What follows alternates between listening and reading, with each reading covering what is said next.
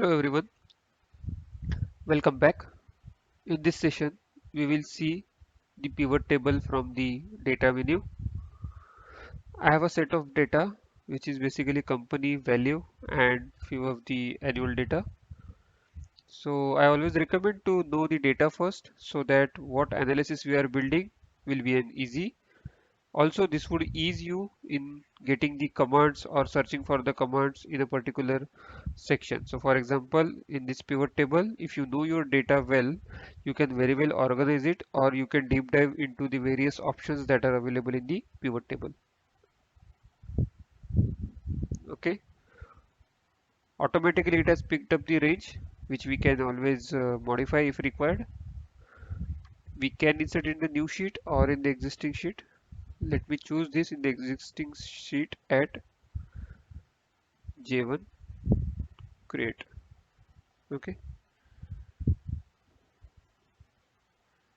As you see, we have some default options available here in which the pivot can be built and some of the suggested fields appear. So for example, sum of column D for each column B. Okay. So this are suggested basis the Google's algo, but these are mostly not useful. So let's go ahead with building one.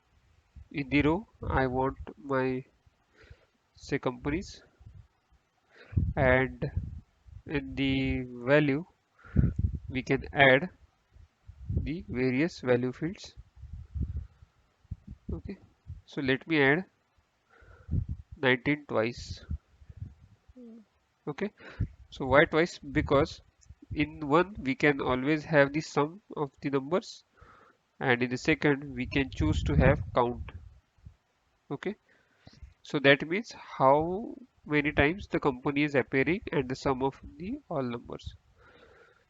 Now if you look at our data, if you know our data, the company one is only appearing once, but the three instances are for the three different values. Okay, that we have the freedom to choose those and put them into the columns, so we can have these values. Now sum of 2019, count of 2019, sum of 2019 for the sales, etc.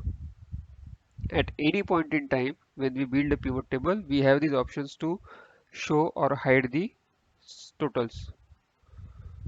Okay, look at here on the P and Q column.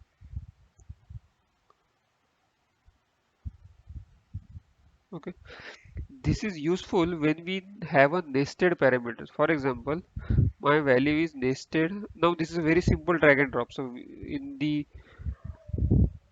Google spreadsheet, we can always drag and drop these values to change them or their placement. I am dragging from value from column to rows and it will get added. Now see here, if I do not want the in between sum, I can always check it off from here. Okay, if I do not want the total, I can add. Even I can repeat the row levels if required, so that it will be handy for you to use this data further. Okay, so this is how we can make use of the subtotals or show totals. Okay, now let me remove this value. Okay, and okay, add that into the filter.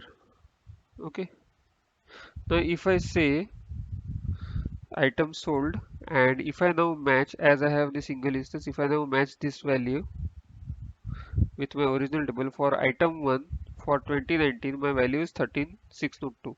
13602. For company for 133780. 3780, right? Now what if I wanted to now see the value for sales outlet? So what I can do is I can go here and click on the sales outlets and click OK.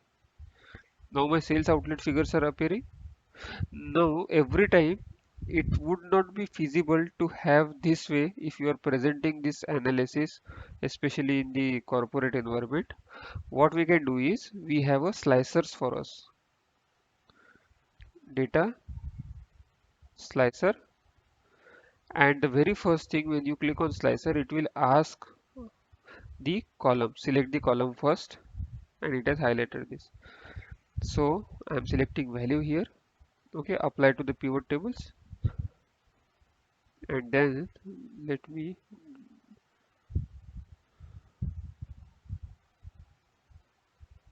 click it here. And now if you see, if I click on item sold,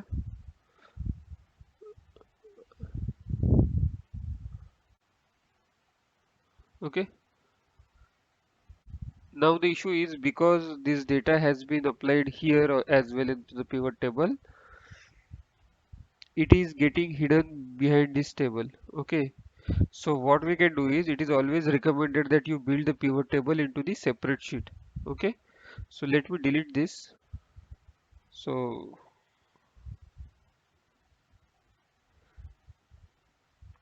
delete this.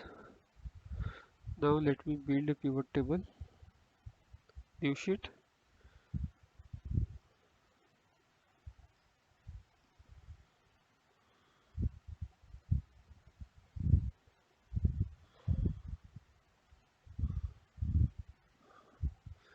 Now for this table, let me build a slicer with column value. Uh, okay, now if you see, these values are getting real-time modified. Item sold this way, and the last one, outlets. Right, so this is how you can make use of the slicer can be edited at any point in time. You can copy the slicer and you can delete the slicers as well. Okay, so this is how you can make use of this. So thanks for joining, stay tuned for the next, and thank you.